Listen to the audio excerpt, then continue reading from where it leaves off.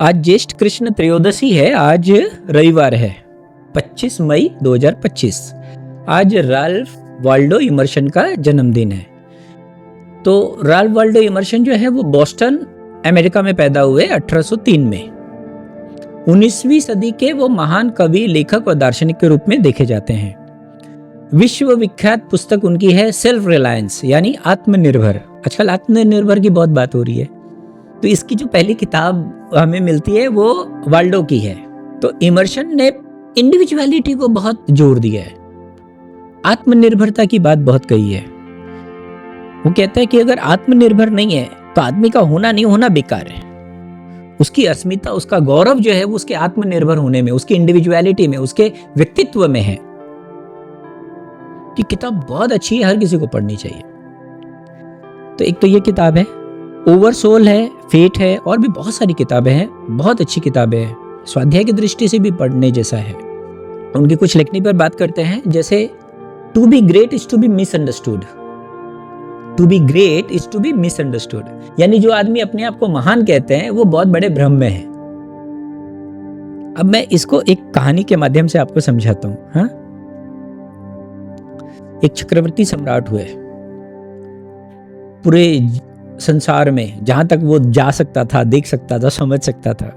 हाँ, हर समय काल परिस्थितियों में तो अलग अलग बातें होती हैं। हाँ, हो सकता है कि कोई आदमी टापू पे रहे और उसी को पूरा राज्य समझ ले, तो उसी को राजा समझेगा। होता है ना, पहले भी ऐसे ही होता था। तो उस टापू का राजा हुआ करता था वही, और उसको लगता था कि मैं ही सब कुछ हूँ, इस संसार में मेरे से बड़ा कोई नहीं है, तो मेरा बड़ा नाम होना चाहिए, मेरा जो नाम है वो बड़े बड़े अक्षरों में लिखा जाना चाहिए। तो वो मरा, मरने के बाद गया, कहानी है, कहानी का मजा लीजिए, बहुत सार है इसमें। मरकर गया, चित्रगुप्त से पूछा कि मैं तो चक्रवर्ती सम्राट हूँ, मैंने तो बहुत बड़े काम किए, मुझसे बड़ा कोई है ही नहीं, पृथ्वी पे था ही नहीं अपने समय में, तो मेरा नाम आप कहाँ लिख रहे हो? बोला अच्छा। बोला क्या इच्छा है आपकी? बोला मेरी इच्छा है कि मेरा नाम लिखा हुआ होना चाहिए, क्योंकि मैं इतना बड़ा राजा हूँ। हाँ, मैं कोई छोटा मोटा आदमी नहीं हूँ। तो हर आदमी को तो घमंड होता है, छोटे मोटा ही घमंड हो जाता है। कोई पार्टी पॉलिटिक्स का डिस्ट्रिक्ट जो प्रेसिडेंट बन जाता है उसी को घमंड हो जाता है। कोई चीफ मिनिस्टर बन जाए, कोई मिनिस्टर बन जाए, कोई प्रधानमंत्री बन जाए, तो फिर कहने ही क्या है।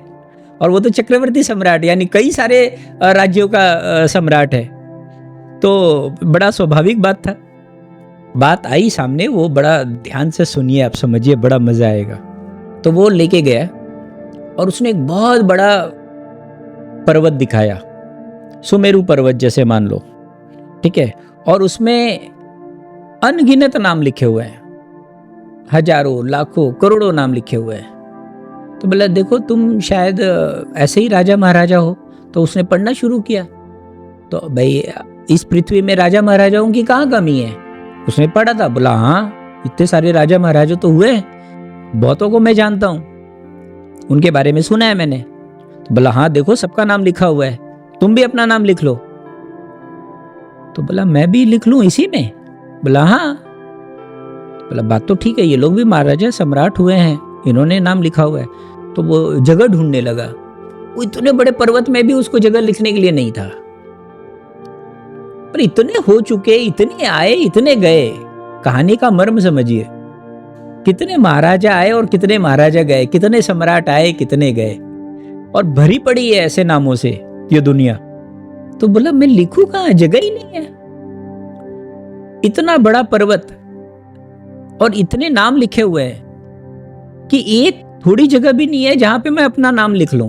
बोला ऐसा करो, किसी एक का नाम पोंछ लो, वहां पे लिख दो। अब वो बेचारा, उसका सारा अहंकार तिरोहित हो गया। तो ये वाल्डो की ये कथन है, to be great is to be misunderstood. इस कहानी से समझ में